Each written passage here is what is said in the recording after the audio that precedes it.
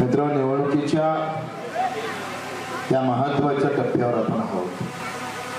साधा भाजीपाला विकत घ्यायला चाललो तर त्याचे भाव करतो, 2-3 डाव तपासतो. छिद्राचं वांग काही घरी घेऊन येत नाही, सडला भाजीपाला काही घेत नाही. आणि 5 वर्षातून एक डाव ही निवडणूक येतं.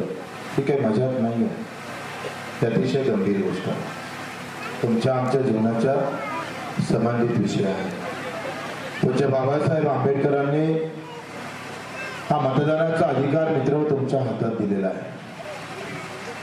कोणी असू दे आणि किती काय मोठा असू दे, तुमच्या मताशिवाय कोणी खासदार होत नाही. कोणी मत मारलं नाही तर कोणी आमदार होऊ शकत नाही.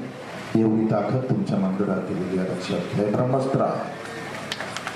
ते कसं वापरायचं, कोणासाठी वापरायचं, जातीसाठी वापरायचं, धर्मासाठी वापरायचं का पैसे देऊन वापरायचं, हा खरा निर्णय घ्यायचा आहे आम्हाला. माझ्यासारख्या फाटक्या माणसाला माझ्या मतदारसंघातल्या लोकांना 1 डाव आणि 4 डाव निवडून दिले. प्रचंड राजकीय पक्ष दोनही बाजूने उभे होते. पैसा होता, झेंडा होता, जात होती, धर्म होता, नेता होता, अभिनेता होता, आणि तरी सुद्धा बच्चूकडून निवडून येत होता. ते फक्त जनतेच्या ताकदीवर, तुमच्या आशीर्वादावर. मित्र, आम्ही महाराष्ट्रामध्ये सांगून दिलं का या देशामध्ये नेत्याची गरज नाही, धर्माची गरज नाही, जातीची गरज नाही,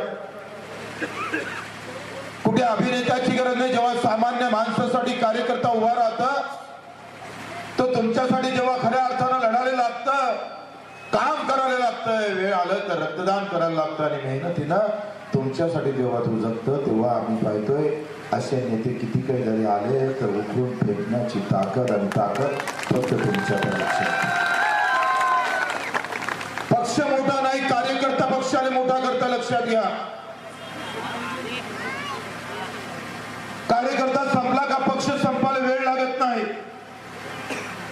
आणि म्हणून आम्ही पाहतोय का यांच्याजवळ कार्यकर्ते राहिले नाही, मतदार राहिला नाही. तुमच्या आमच्या पुऱ्या देशामध्ये जाती धर्माचं वातावरण निर्माण केलं जातं. कधी सांगतं हिंदू खतरे में है, मुसलमान खतरे में है.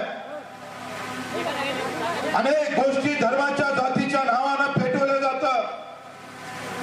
सामान्य माणसाचं घर पडलं असतं, एखाद्या दवाखान्यात गेलं तर ते मायमावडी वाचत नाही. 50,000साठी भीक मागावं लागतं, शाहूकारी कर्ज काढावं लागतं. पण तुमच्या हाती मात्र झेंडा दिलेला असतो. कोणाच्या हाती निळा असते, कोणाच्या हाती भगवा असते, कोणाच्या हाती हिरवा असतं. मित्र, हे सगळे नाम मर्दाचे औलाद आहे, जे धर्म आणि जातीशिवाय निवडून येऊ शकत नाही. ज्यांच्या मनगडात जोर नाही, तो जात आणि धर्म आमच्या डोक्यात टाकण्याचा प्रयत्न करतं. मित्र, 75 वर्ष झाले काँग्रेसनं 50 वर्ष राज्य केलं या देशावर, आणि उरलेल्या 15 वर्षात भाजपा इथं आले. या दोनही राज्यामध्ये काय बदललं म्हणून तुम्ही सांगा. अजूनही गावचा तलाठी छाती फुगून आमच्या समोर उभा असतो. 80,000 पगार भेटणारा घरी घरी आपल्या रंगबाजी करत असतो. 10 डाव चक्रा मारल्याशिवाय ते ऑफिसमध्ये काम नाही होत. आमच्या नावावर आम्हाला म्हणतोय प्रजासत्ताक दिन, प्रजासत्ताक गणराज्य दिन, 26 जानेवारी.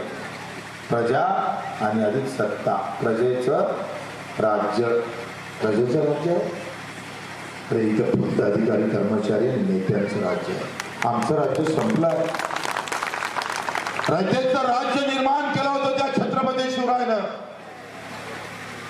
जेव्हा जिजाऊची आम्ही पाहतो शिवाजी महाराजांवर वेढा टाकला गेला, 20-25 किल्ले जेव्हा ताब्यात घेतले मोगलांकडून, तेव्हा भयभीत झाल्या शिवाला जिजाऊ असे म्हणतोय. जिजा, जयदादा सारखा एक कार्यकर्ता या मतदारसंघासाठी उभं राहतात, हे तुमचं आमचं खरं तर भाग्याची गोष्ट आहे. एकानं बायको उभी केली, दुसऱ्यानं बाबू उभा केला.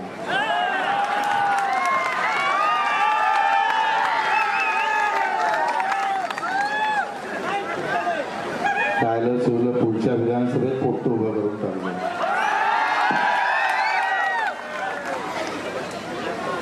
काय धंदा लावल्यामुळे समजत नाही. देवेंद्र फडणवीसचा लिहिणारा बाबू आज इथं आमदार व्हायला लागतं. महाराष्ट्रातले बरेच अधिकारी, मला वाटते 50 अधिकारीनं उमेदवारी घेतलेली आहे. 50 म्हणजे तिकडे काम करता करता खाल्लं आणि आता पण खायचं आहे. पण तू असं आहे ना, हळू आहे ना.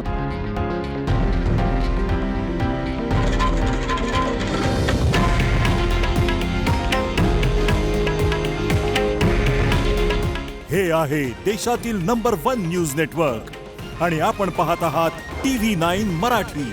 काळजी तुमची, हित महाराष्ट्राचं.